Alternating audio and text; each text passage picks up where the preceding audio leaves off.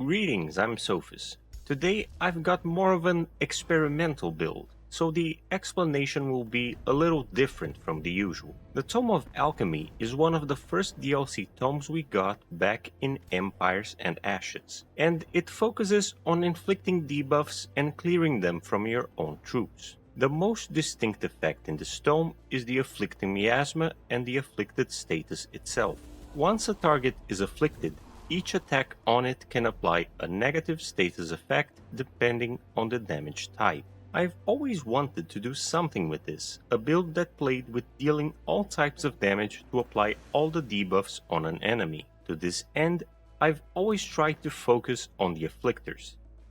Since they are a ranged unit, and since there are many enchantments that apply different damage types to ranged units, they seem like the core of any Affliction build.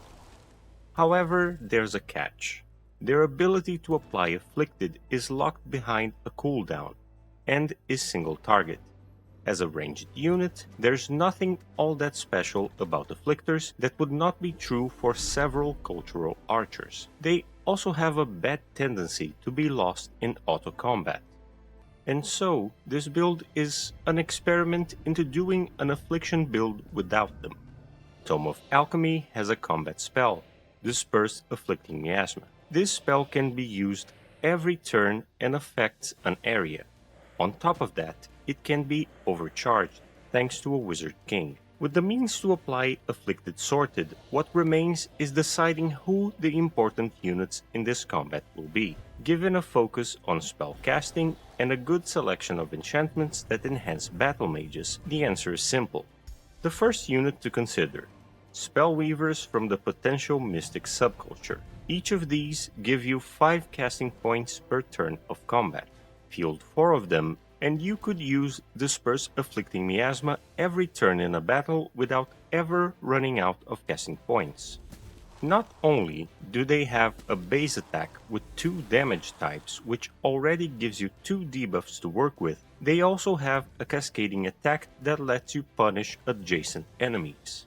After the Spellweavers, we have the unit that will greatly benefit from all of these debuffs being applied on the enemy, the Chaos Eater. Another Battle Mage unit benefiting from all the same things as the Spellweavers, and to top it off, they have their strongest ability deal random elemental damage to adjacent enemies per negative status removed. With the right setup, you can deal exceptional amounts of damage with it, helping you take down tankier enemy targets. With the way everything is set up, your battle mages will have access to most status effects that Afflicted can apply, with the exception of poison. You will have the Spellweavers dealing frost, lightning, fire, and physical damage. The negative effect from spirit damage, Condemned, will be achieved thanks to Pure Flame staves. Aside from that enchantment, your battle mages will also have Fiery Projectiles, Accursed Projectiles, Havoc Magic, and Sanguine Focus. For your hero units, I would say Warlocks are best suited for this. Given their ability to strip away enemy buffs and debuff enemies, they just naturally gravitate towards this playstyle. Another valid option is Ranger Heroes due to Miasma Shot letting you apply Afflicting Miasma more easily, but that is the only synergy this class has with the build. Still, if you want variety, Rangers are it. Of course, you want a Wizard King for this build because of the focus on combat spells, as it's hard to compete with them when it comes to that. The build doesn't require it since your Spellweavers will keep supplying you with casting points, but it helps. For this, you want Potential Mystics with Gifter Casters and Mana Addicts as the society traits. Again, the focus is combat spells, and since you will at least cast Disperse Afflicting Miasma once a turn, there's no downside to having Mana Addicts. To complement their playstyle, pick Arcane Focus. Hideous Stench helps in case you use any frontline units, like the expendable Phantasm Warriors you can summon with this faction. But any mount trait would work as a substitute, given Spellweavers are an optional mount unit. Mounts like the Swiftfoot Raptor would let them disengage from melee attackers with no penalty. Since this build is more of an experimental idea, the tome setup is other than usual. You'll want 4 Tier 1 tomes for this combination. I would recommend that you start with Tome of Warding for the Phantasmorier summon. This build comes online relatively early, but the Mystic early game can really use a summon. That aside, Magical Wards is a decent minor transformation. Then Tome of Alchemy should be next. You want to get Disperse Afflicting Miasma as soon as possible after all.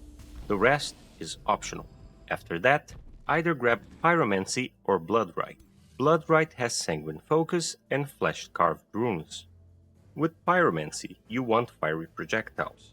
By this point, your Spellweavers will have 4 damage types to their attacks, a fairly early point for a build to come online. Then we jump right to Tier 3. Pandemonium should be your first tome so that you can grab the Chaos Eater, Havoc Magic, and the Vessels of Chaos Transformation. These 3 solidify the core strategy. Anything else past this point is simply adding to the debuffs. Cleansing Flames adds a very good debuff to the mix. Since we can't get spirit damage on the Spellweavers, Pure Flame Staves letting them apply Condemned works just as well. Then, at Tier 4, we yet again go for Calamity, as Ghostfire is too good of a debuff to pass up in this debuff-focused build. Here we want Accursed Projectiles, of course. With the affinities of this build, there isn't much left that the other tomes that are available can offer. I've looked into the possibility of this being an Empire of the Cosmos build to permit a broader selection, but it seemed less interesting than both society traits favoring spellcasting, and the combinations didn't unlock anything past Tier 3. So this is the build. Not quite standard like the others, but it certainly has a strong gimmick you can play around with. Hopefully, in future DLCs, we might see a broader selection of tomes to really let a purely Affliction-based build be smoother. And that's what I have for you today. I hope you're having a good day and see you in the next one.